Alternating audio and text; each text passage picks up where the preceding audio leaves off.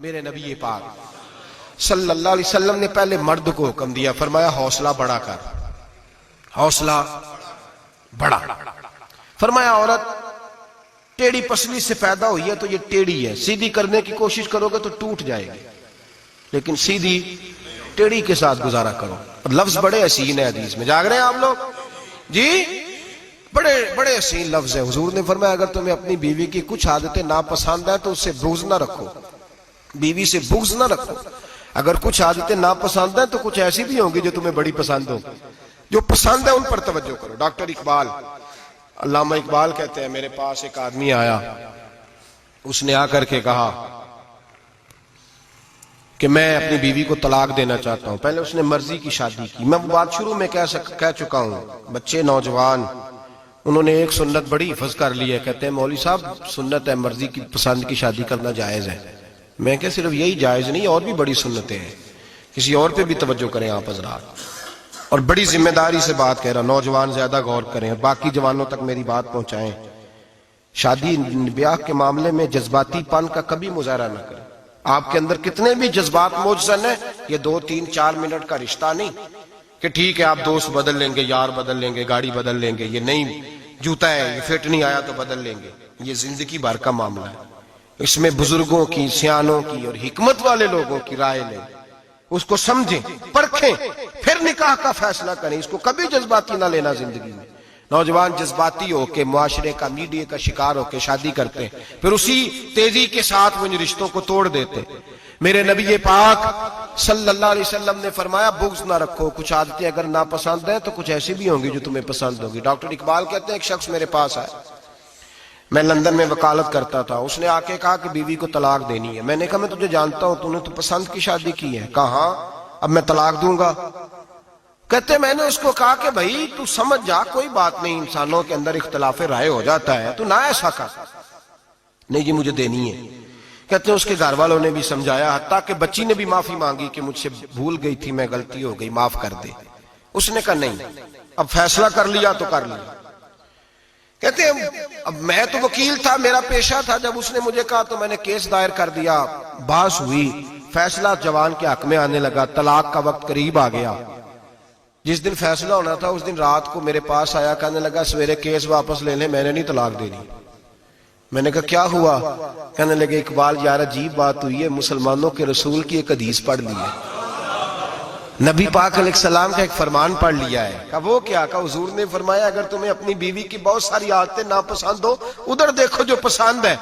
تو وہ کہنے لگا یہ حدیث پڑھ کے میں نے غور کیا ہے، یورپ کے اس گندے معاشرے میں رہتی ہوئی میری بیوی، اس برے معاشرے میں رہتی ہوئی بد خلق ہے، بد اخلاق ہے، کام کاج نہیں کرتی، ساری چیزیں ہیں، لیکن جہاں اجازت ہے 18 سال کے بعد عورت اپنی مرضی سے جس کو مرضی لڑکے کو دوست بنا سکتی ہے، لیکن اس کا سوائے میرے کسی اور کے ساتھ کوئی تعلق نہیں۔ تو اس گندے معاشرے میں یہ اس کی عادت کتنی پاکیزہ ہے کہ سوائے میرے کسی اور طرف نہیں دیکھتی۔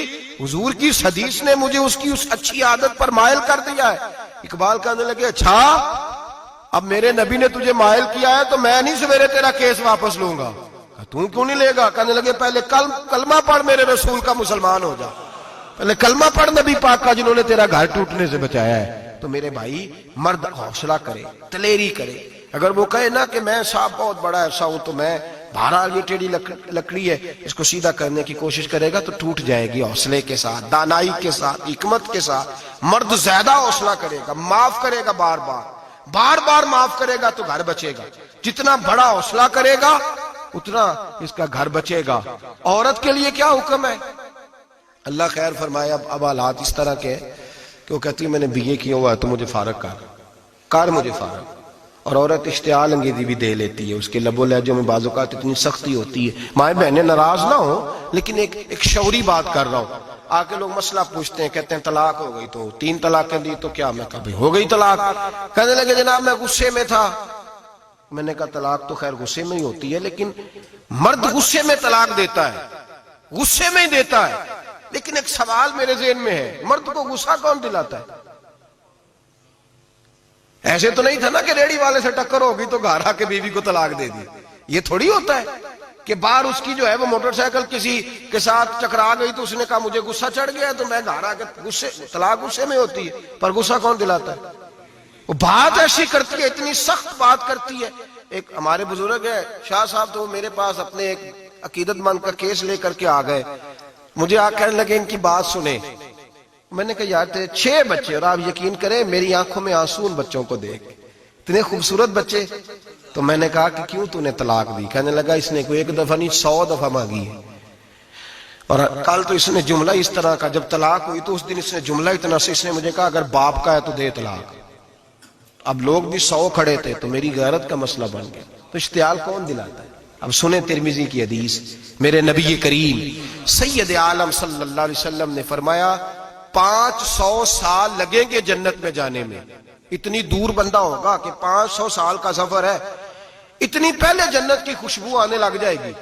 ترمذی میں میرے نبی پاک نے فرمایا جس بی بی نے زندگی میں 1 مرتبہ بھی اپنے خاوند سے بغیر شرعی وجہ کے، شرعی وجہ ہے کہ بد مذہب ہو گیا، بد عقیدہ ہو گیا، اس کے مزاج میں کردار میں گندگی آ گئی، بغیر وجہ شرعی کے اگر کسی عورت نے زندگی میں 1 مرتبہ بھی اپنے خاوند سے طلاق کا مطالبہ کیا تو اللہ اس بی بی کو جنت کی خوشبو بھی نہیں دے گا. 1 مرتبہ بھی. اور جو روز کہے دن میں 6 مرتبہ کار فارغ 6 معنی دار. یہ حدیث رٹائیں عورتوں کو، انہیں سمجھائیں کہ گھر ٹوٹ جائے گا جس دن اس نے دے دی. اور یاد رکھیں شیر آ گیا، کسی نہ کسی دن شیر آ بھی جاتا ہے. تو یہ نہ سمجھے کہ روز حوصلہ کرتا ہے تو خدا جانے کیا بنے گا. کسی نہ کسی دن شیر بس الشیطان جاسم علی قلب ابن آدم، شیطان گھر ٹوٹتا ہے. اس لیے کہ نہ مرد حوصلہ کرتا ہے نہ عورت حوصلہ کرتی. تھوڑا سا حوصلہ پیدا کریں. اور ہاں بیوی اگر کبھی کسی ایسی بات پر بات کرے یا اس کا مزاج ایسا ہو، تلخ ہو، صبر کریں، حوصلہ کریں. میرے نبی پاک علیہ السلام نے فرمایا بغض نہ رکھے، حوصلہ کریں. مرد کو حکم ہے حوصلہ کریں، دلیری پیدا کریں. ہاں اس کی ایسی بدتمیزی، ایسی گستاخی جو حقوق و فرائض کے معاملے ہو، ماں باپ کے حق میں ہو، کوئی ایسے مسائل ہو مقدس لوگوں کے حق میں ہو، تو پھر اس کو، وہ تو ایک صحابی کی بیوی نے حضور علیہ السلام کے بارے میں نازیبا کلمات کہے تھے تو انہیں قتل ہی کر دیا تھا. اس عورت قتل ہی کر دیا. وہ معاملہ اور ہے، لیکن اگر اس کے مزاج میں تیزی ہے، اس کی طبیعت اس طرح کی ہے تو پھر مرد برداشت کرے. امیر المومنین سیدنا فاروق اعظم صحابہ میں سب سے زیادہ تگڑا اور رسول پسند آدمی، غصے کے لحاظ سے سب سے تگڑے ہیں، جلدی غصہ آتا تھا. ایک شخص کہتا ہے میری بھارے تگڑے قبیلے میں شادی ہو گئی، بیوی میری بڑی سخت تھی، اس کے لب و لہجے میں بڑی سختی تھی. وہ قبیلہ بڑا مالدار تھا تو میں بات نہیں کرتا تھا. ایک دن میری بیوی نے بڑے سخت جملے کہے تو میں جناب عمر کے پاس آ گیا. توجہ ہے آپ دوستوں کی؟ کہتے ہیں حضرت عمر کے پاس آیا تو میں نے دروازے پہ دستک دی، بیوی کی شکایت کرنے آیا کہ ذرا مہربانی کریں.